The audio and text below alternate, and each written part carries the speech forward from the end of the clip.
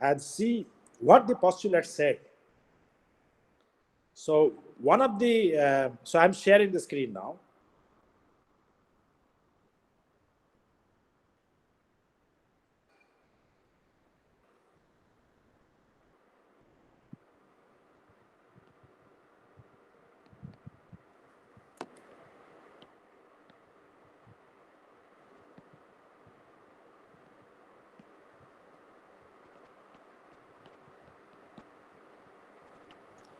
All right. So one of the things that we talked about is that every system has a wave function, and that wave function has a certain properties. So one of the important properties was that the psi must be normalizable.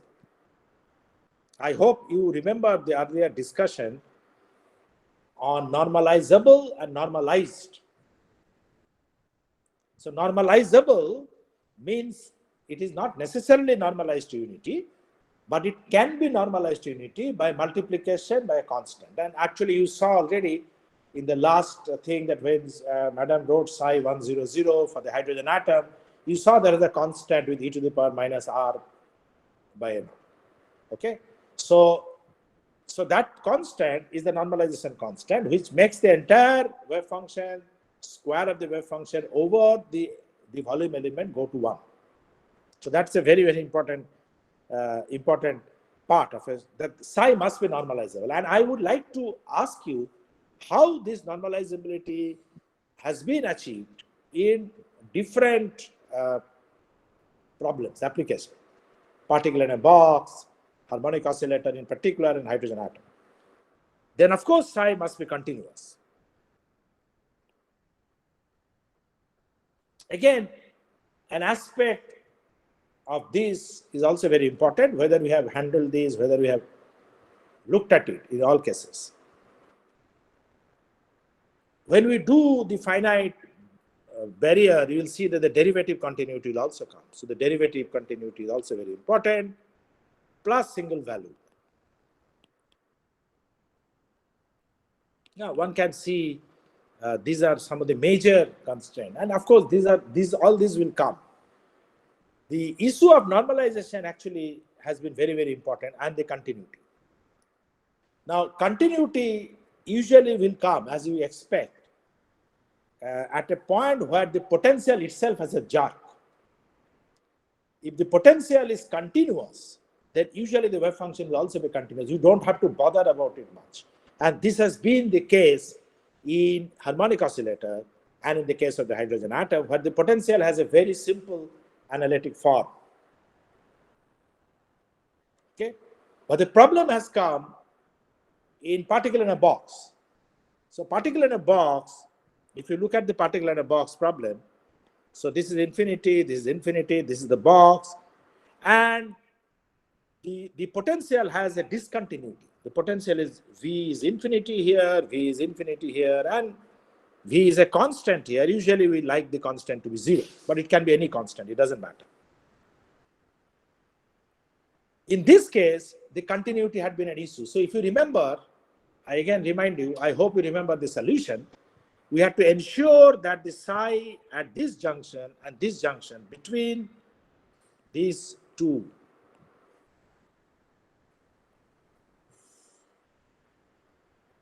are between this boundary and this boundary, or this boundary and this boundary, is identical. Because if we do a separate solution, and that's what we did, we had a solution for the region 1, region 2, region 3, independently. Then we have to make sure that the solutions match. And we really realized that the solutions are 0 here, 0 here. So the psi has to be 0 here, psi has to be 0 here. Whatever your length, and usually you take 0, A, or a capital L, whatever. So we got our ground state psi was like this, and then there is a node and everything. But every time it was 0. So the continuity in the particle in a box, if you remember, was explicitly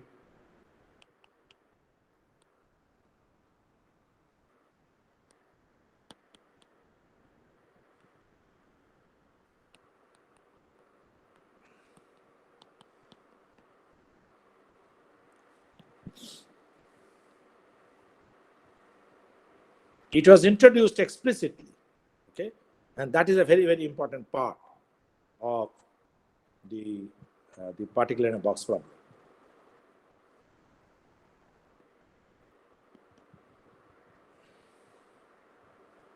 Sir, at that time, I Yes. did not quite understand that because I mean, inside it's like a sinusoidal kind of thing, and outside it's a so Zero. the derivative is not continuous at the boundaries. I did not quite understand how that is not violating the No. explicit postulate See, we the question is decide. the derivative continuity. So that's what I said. I put it down in certain orders. The derivative Right. continuity and single valued particular derivative is a desirable thing when we require. But this is a much more important thing. So continuity is what we are discussing right now. And the continuity Okay. is something that we must emphasize. The continuity is very, very important because it is actually intuitive. You have to understand the continuity is intuitive.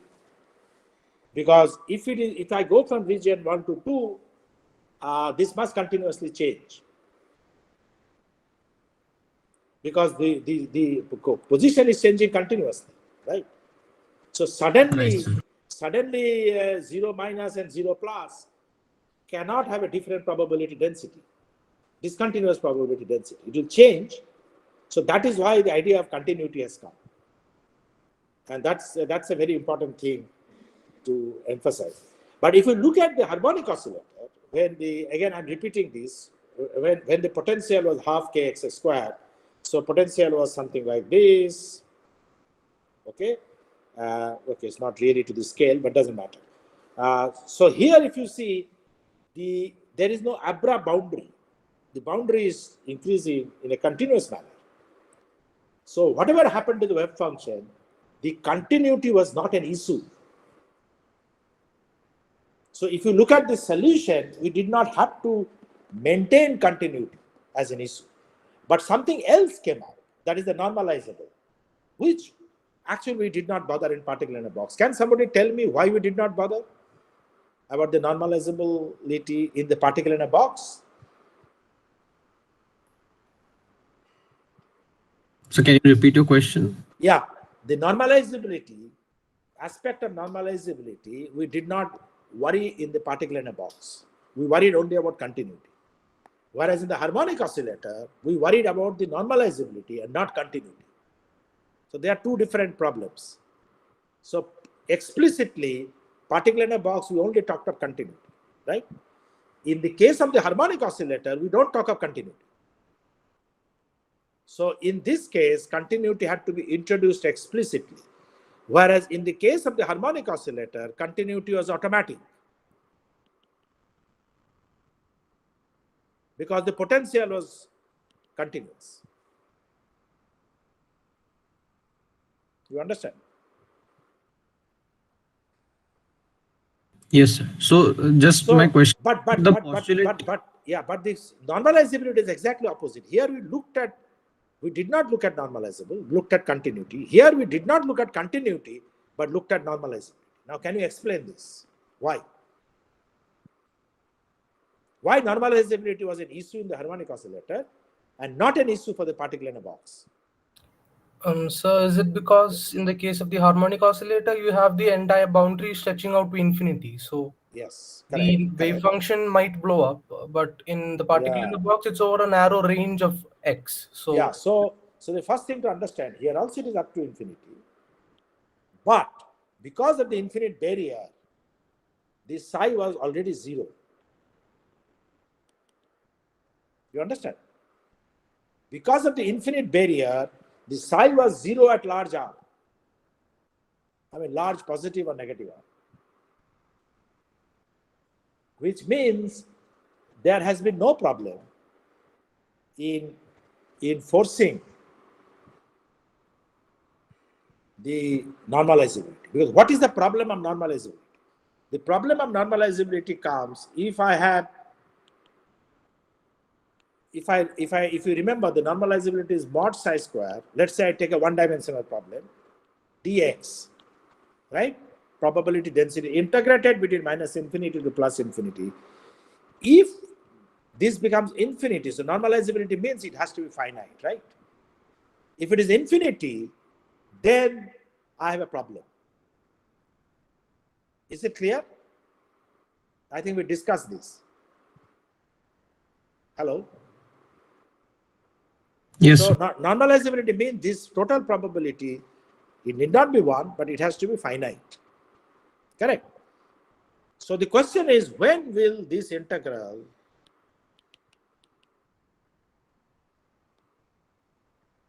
when will the above integral be infinite? We have to avoid that situation. So you have to first understand when will it become infinite. If When you psi look is at, unbounded, if you look at this integral, this is basically taking area mod psi square in different x. If the psi of x remains finite as x tends to plus infinity and minus infinity, then mod psi square dx will actually, between minus infinity to plus infinity, will actually tend to be infinity. So we have to ensure that no finite value of psi x remains if x goes from minus infinity at the infinite region. That is very important. I'm again talking of particle in a box, a one-dimensional case, or harmonic oscillator one-dimensional case. So it means for normalizability, psi x must go to 0 as x goes to plus infinity minus infinity. For psi of x to be normalizable,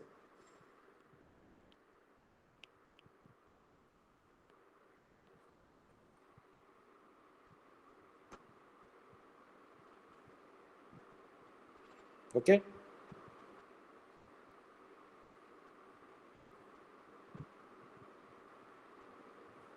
So this is a very important criteria. Psi of x need not be infinity, but even if it is finite, you will have a problem. I'll give you a simple example. Let's say psi of x is constant over minus infinity to plus infinity, right? Constant. So it is not becoming infinity, but it is not becoming 0. That's the problem. Then what will happen to mod psi x square dx between minus infinity to plus infinity? It will become c square integral dx minus infinity plus infinity, correct? And this value is infinity. So this will go to the infinity. Is it clear? So we say that psi of x is a constant, is not allowed. Is not an allowed wave function over the entire region. I hope is it clear to all of you? Yes, sir.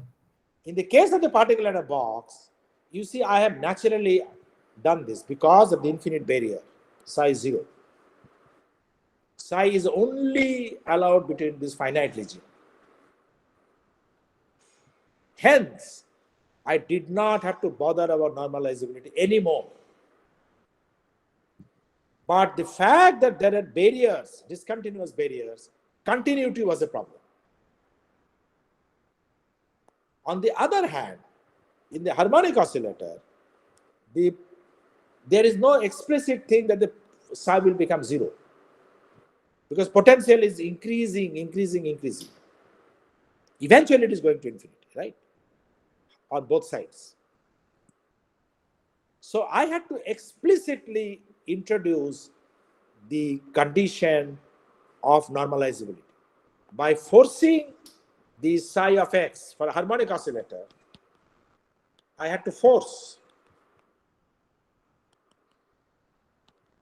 the psi of x to 0 as x tends to plus infinity minus infinity. So if I take a simple polynomial, it was not enough, right?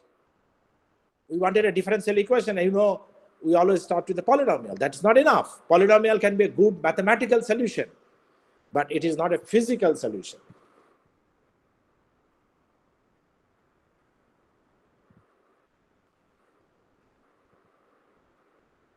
Okay? So for a harmonic oscillator, we have to explicitly say that use a prefactor, if you remember, e to the power minus some constant alpha, whatever, x squared by 2, whatever. 2 is not important. X squared is extremely important because I needed it plus infinity and minus infinity. As soon as I do this prefactor, whatever is the polynomial, it doesn't matter. Polynomial increases with x, but this will decrease much faster. So the exponential, negative exponential prefactor decreases faster than the increase of the polynomial. Whichever way you write, it's a finite polynomial. So this is very important for me to write. So what did I do? So I used my wave function, if you remember, as e to the minus alpha x squared by 2. And then I used a polynomial, right? I mean, I'm just writing in a simple way, n equal to 0 to infinity, a n x to the power n. Don't worry about the rest of the details. The details are not important. So I tried to ensure that at large x, this will take over and makes psi equal to 0. But I still have a problem. If this goes to infinity, then I don't like it because infinity is infinity. This will again create a problem because it's increasing. This is the increasing function, right? So I did two things. Not only I introduced a prefactor, I did a termination. So you go back to the harmonic oscillator solution. I said it cannot go to infinity. I will terminate at a particular order. So it could be A0, it could be A0 plus A1 into x1, A2 into x squared, and so on.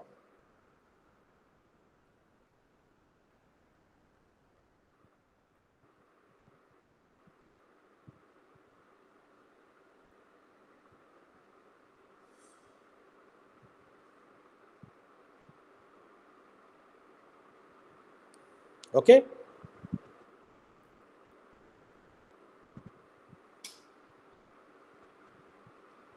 Because if I terminate at a finite polynomial, then this definitely will make it 0. So I had two strategies. One is prefactor, another is the termination.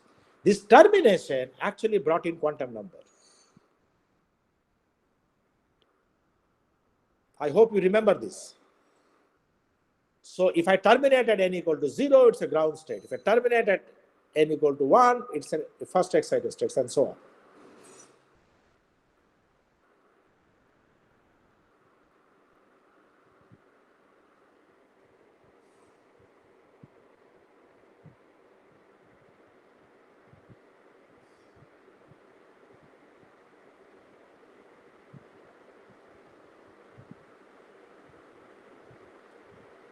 So that actually brought in the concept of quantum number. Whereas the quantum number came here because of the continuity in the particle and a box. There also quantum number came because of continuity. So it's very important to realize that the quantization is coming from these conditions actually. In the example that we saw, if you look at a hydrogen atom, the angular part, you don't have to bother about normalization because angular parts are finite. The angles are all finite, right? But when you come to the radial part, again, the same problem is there, r equal to 0 to infinity, right? So if you look at the function, you had an e to the minus r by a naught, correct, as a prefactor for the 1s. And then, of course, 2s, 3s, etc. Polynomials will take over. There will be polynomial, finite polynomial, once again. So the strategies in the solution to this problem are to use a prefactor. Sorry.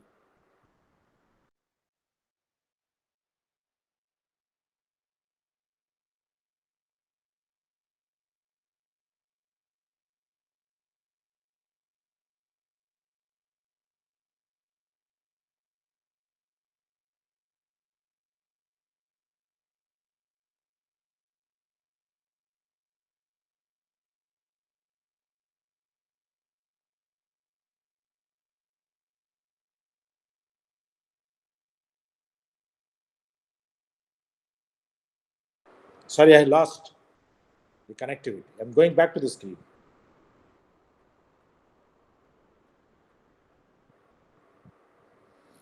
Yeah, so the strategy has been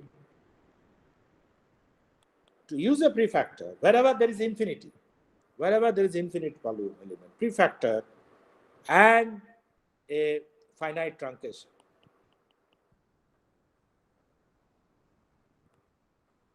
So either the continuity, in fact, for the angular momentum, you see again there is a continuity, because when I come back, it is the same value, right? After 2 pi.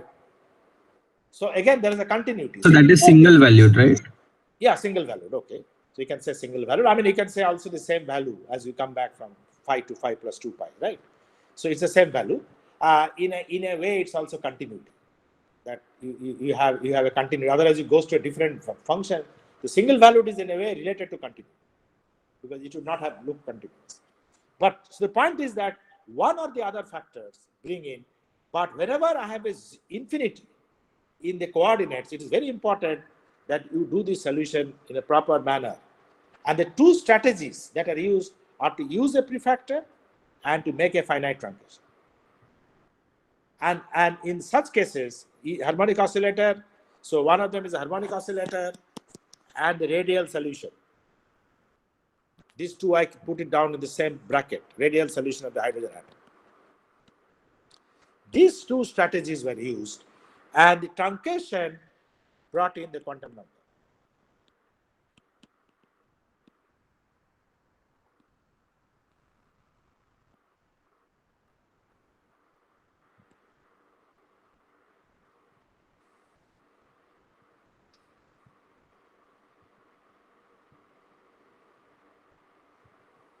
So I still am not clear exactly that the first postulate, is it explicitly demanding those four conditions, or the derivative continuity is just nice to have? I mean, Derivative it's not. continuity, all of them are very nice to have. There's no question about Okay. it. But the problem is that continuity and normalizability is absolutely essential. Essential. Okay. Essential, because then your Hilbert space is not defined. So that's Okay. the So first thing that we did in all first two. postulates. That the side, yeah, as well as continuity. Continuity is a intuitive thing. So it is very important, the continuity. So both continuity and this thing as well as single valued are very important. Derivative continuity has been applied where required. Okay. Okay. So now it is Yeah. clear. Yeah. So of course these are very, very important questions. So that's why we said desirable properties of the wave function, but certain things are absolutely essential. And what is interesting is that the quantization is actually coming from them. So that is the very important part. That the how do the quantization come?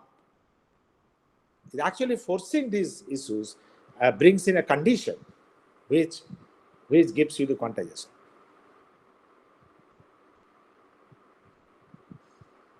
So I mean, it's a very it's a very difficult part that you would have liked that a quantization comes automatically from the Schrodinger equation without any condition.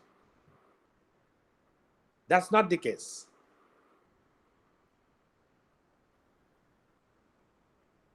So in some sense, discretization of energy is, I mean, this is a very philosophical part. Is this built into quantum mechanics postulates? Is this coming in because of physical effects? According to me, the quantization comes because of the physical constraint that density has to satisfy, the probability density to satisfy, rather than explicitly put in the postulate. Now, this becomes a very important part. The reason it is not postulate, it is not put in the postulate, are there are quantum mechanical states which are not bound. Okay? Those states are something that we don't discuss. So there are states which are called unbound states. You understand what I mean? Unbound states are states which are not normalizable.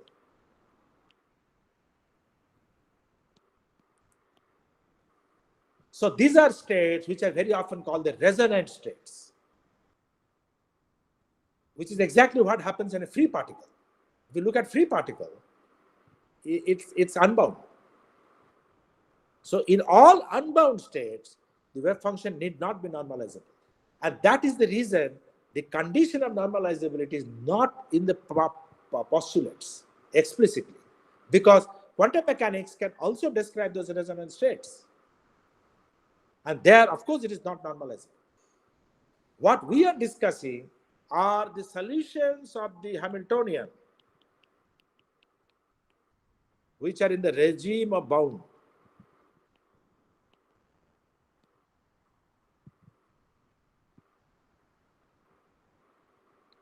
Which are basically bound state.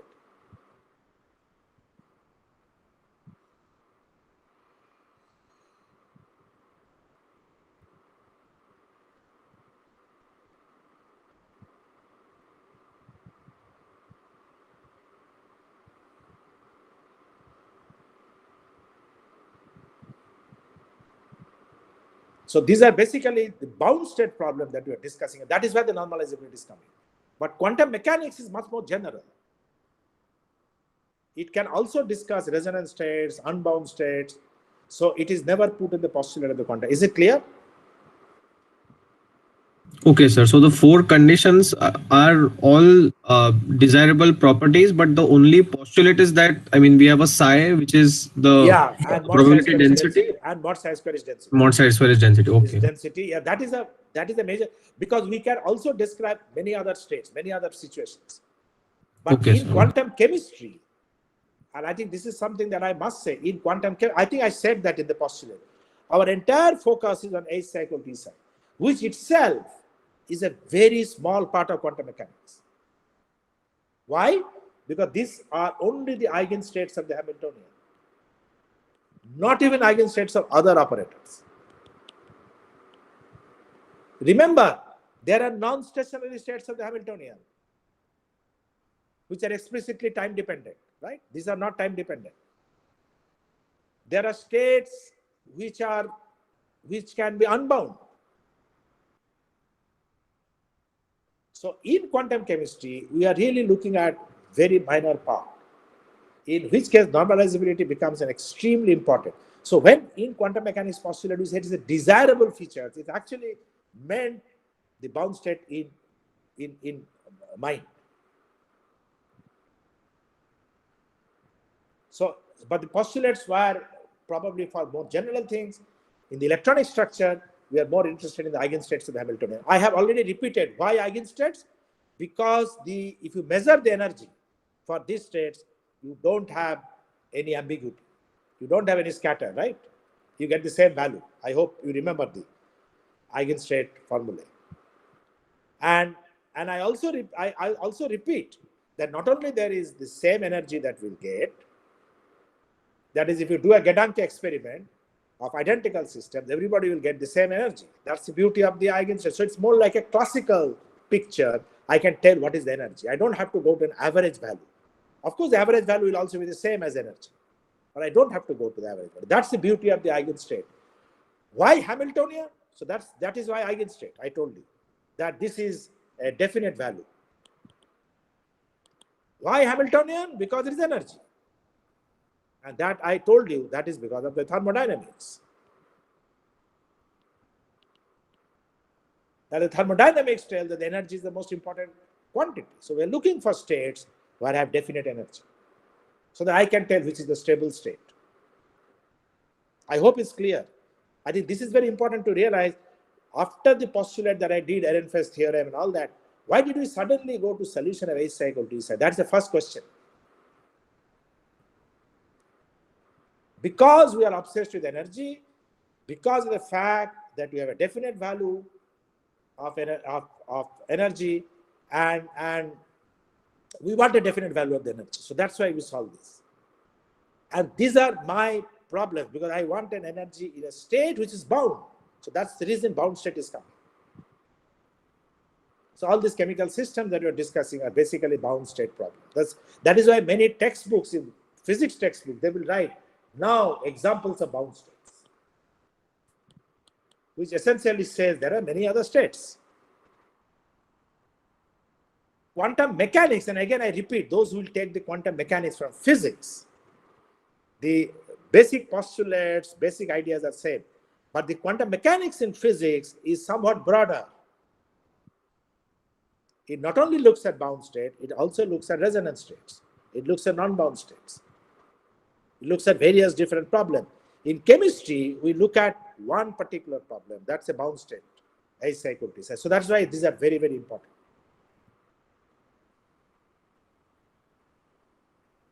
Is it clear? Having said this, once it is clear, like the radial part of the hydrogen atom that you are discussing, you have the radial equation.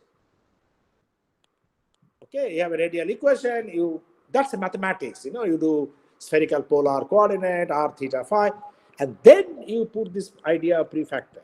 Because this r goes from 0 to infinity. That's the reason you have to put a prefactor and terminate the polynomial. If you note, this is exactly what is being done for the hydrogen atom. And the same thing for the harmonic oscillator. So while you are reading the solutions, you might think it is very boring, but please take a look at the very general ideas. The rest is mathematics. Okay, if you don't remember, it's not important. You can work out. But the basic philosophy, why I am trying with these wave functions, is something that I must make sure, I must tell that is very, very important to understand from this perspective. Sir, Yes.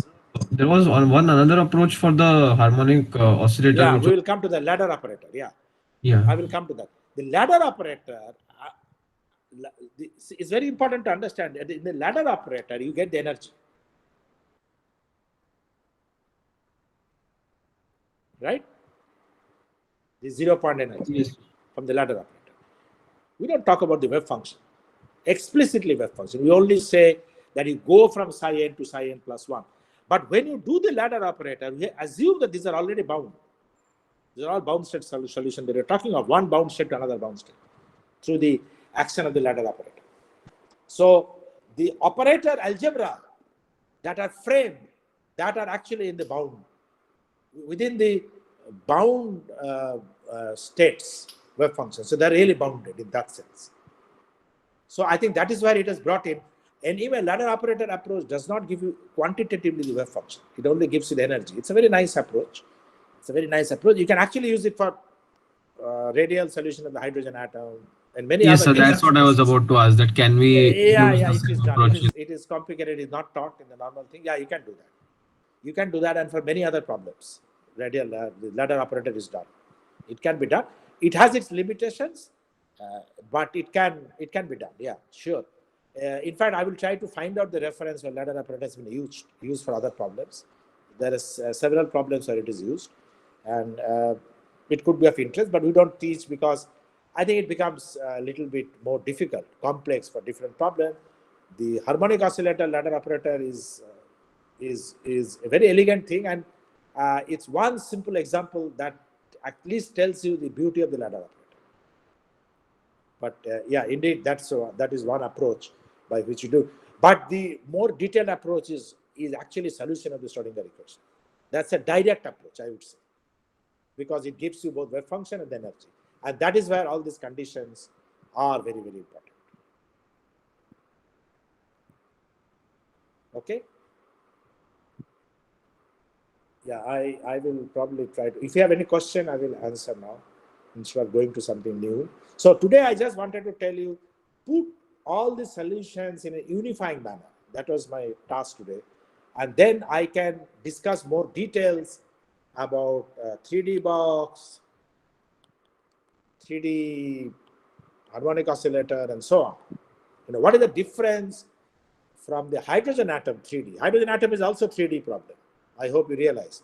Hydrogen atom is an explicitly 3D problem. This can be 1D, 2D, 3D, 1D, 2D, 3D. Decoupled. The dimensions are decoupled. Here they are coupled. So how does things change? I hope you understand what I'm saying. So there will be a very important theorem, which I will prove in the next class, That's called the non-interacting theorem. And that is what I use for, I'm sure you have done this 1D, 2D, 3D box, but cannot be done for hydrogen atom. So hydrogen atom, when we write product function, it's a separation of variables. We write, this is what we try. Because harmonic oscillator, in the hydrogen atom, the R theta phi cannot be decoupled, or X, Y, Z cannot be decoupled, because the potential of the hydrogen atom couples them. It is 1 by square root. If you look at the potential, it couples them. If you write in R theta phi, potential is V of R, 1 by R. You think that it is decoupled. But no, the kinetic energy part is coupled. Right? The Laplacian part is now couples, R theta phi, right? So it is a somewhat different problem. 3D hydrogen atom is somewhat different from 3D box and 3D harmonic oscillator. Decoupled 3D harmonic oscillator. Of course, you can couple there also. So I will come to that aspects on the next class and discuss about the degeneracies. I hope you have done the degeneracies for 3D box, 3D harmonic oscillator. All of you remember that if you have a general 3D box, you have 3 quantum numbers, which is a squared by 8m, nx squared by a squared, plus ny squared by b squared, plus nz squared by c. I hope all of you have done this, right? Where A, B, C are the 3 sides of the box. It need not be a cubic box.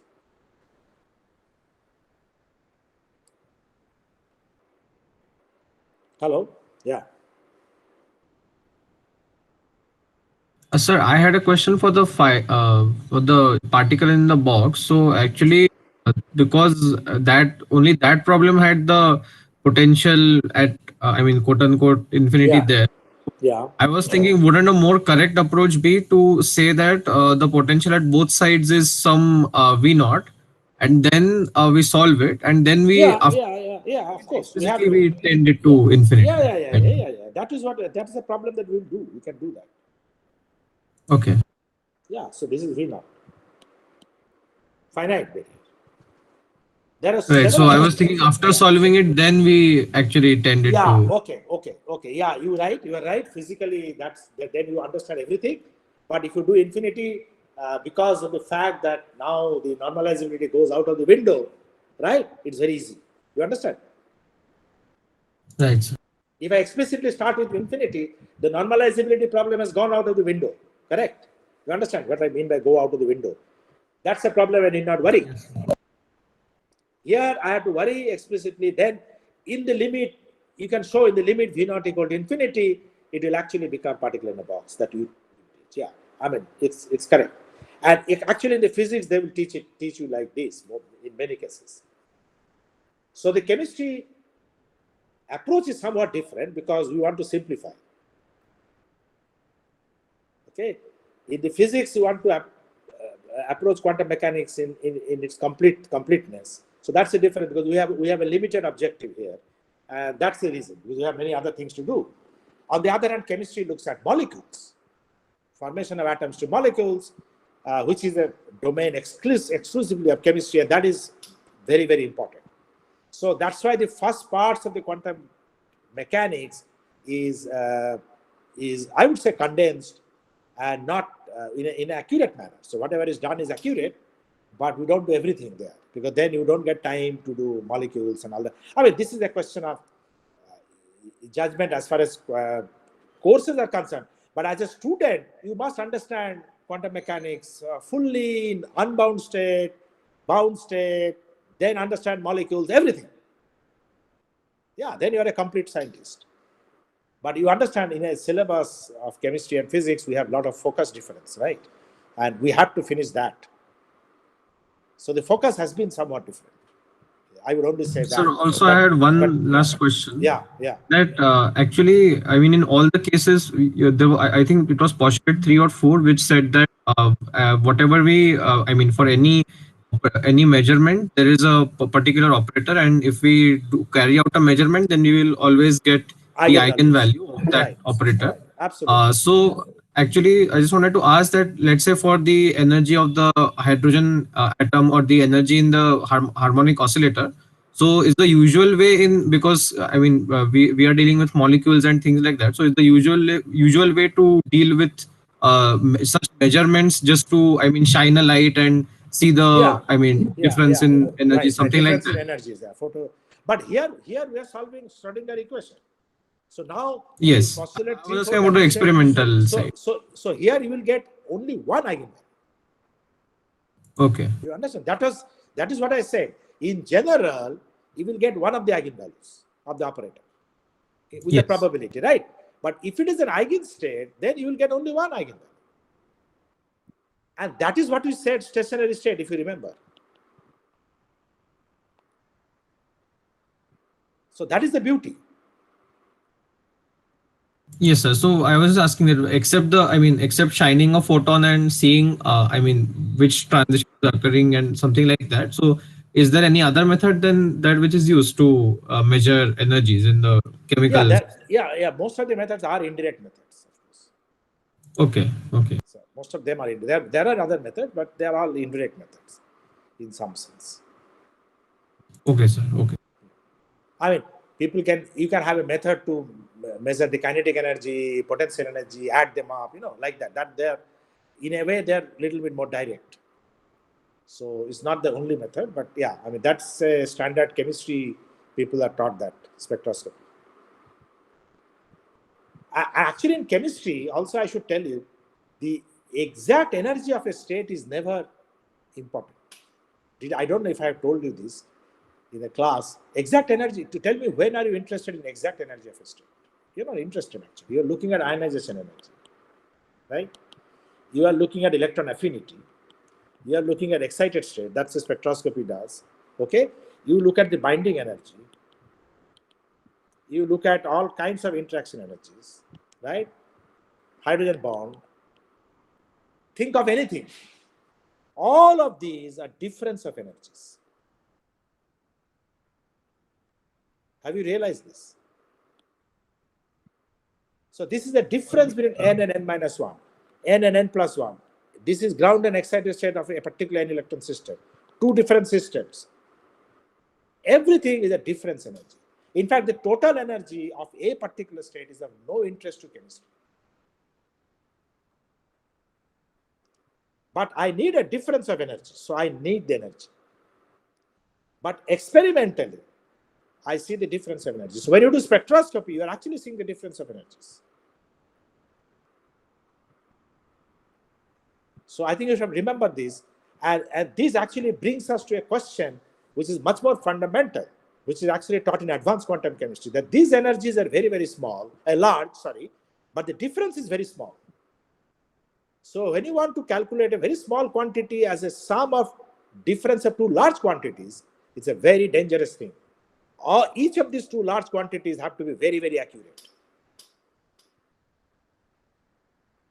Otherwise, you can have a sign difference even in the difference value. So that is the difference in getting hydrogen bond calculated. Interaction energies, which are weak interaction energies, very, very difficult to get. You need to do very accurate quantum chemistry. You need to do very accurate solution of this, which again, sometimes physicists don't appreciate. So they feel, oh, you are bringing in an elephant to kill a mosquito. You understand? Elephant to kill a mosquito, right? So, but it's Yes, not true, because we need very accurate solutions. So there is a difference in focus. I think we'll have a longer discussion later, particularly if you come to the advanced quantum chemistry course, the 4th year level. I also teach that, although I don't think I'll be able to teach your batch unless I teach online, because I won't be here. But I can always teach you online if the department wants me to teach. All right. So I think it's very interesting. Very interesting discussions. I will stop here because we have passed the time now. And Thursday is a holiday, so let me stop now and Sir. Sure say happy. Please tell me. Happy Diwali to all of you. Sir, I had a final confusion sort of. Sir, in the case of the harmonic oscillators that we discussed, when we are using the ladder operators in that case, the wave functions that we are taking, we are presuming that they were bound, and thus we are getting a solution which had the Gaussian in it, and thus it was normalizable. Like it was a central idea that you conveyed, right, sir? Right. Oh, okay, sir. Okay then. Happy Diwali to all of you. Enjoy the Diwali break. There's no break, right? Just 1 day break. Okay. In any case, we'll see you later. Bye.